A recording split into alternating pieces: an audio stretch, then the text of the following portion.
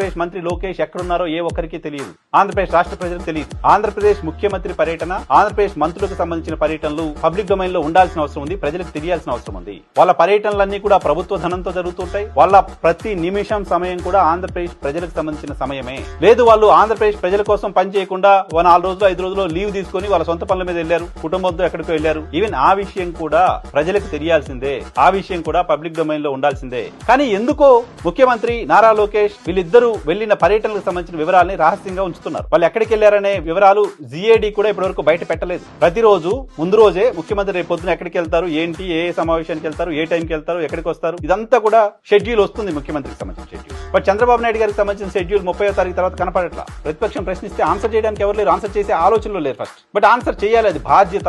ఆయన పర్యటనలు రహస్యంగా కొనసాగుతూనే ఉంటే గత ఎన్నికల సందర్భంగా వచ్చిన ఫలితాలపైన ప్రజలకి అనుమానాలు మరింత బలపడతాయి. పైగా వెళ్లిన పర్యటన రహస్యంగా ఉంచుతున్నారంటే అక్కడ ఏదో చెప్పకూడని పని ఏదో జరుగుతోంది, మనకు చెప్పకూడని కార్యక్రమం ఏదో జరుగుతోంది, మనకు చెప్పకూడని ఏదో అంశం గురించి అక్కడికి వెళ్లారు కాబట్టి చెప్పట్లేదు అని ఎవరైనా అనుకోవడానికి సంబంధించిన అవకాశం ఉంటుంది. అటువంటి అవకాశాన్ని కూటమి నేతలు ఇస్తున్నారు.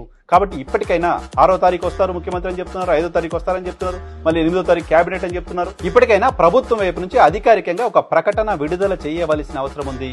ముఖ్యమంత్రి ఎక్కడా, ముఖ్యమైన మంత్రి ఎక్కడా అని.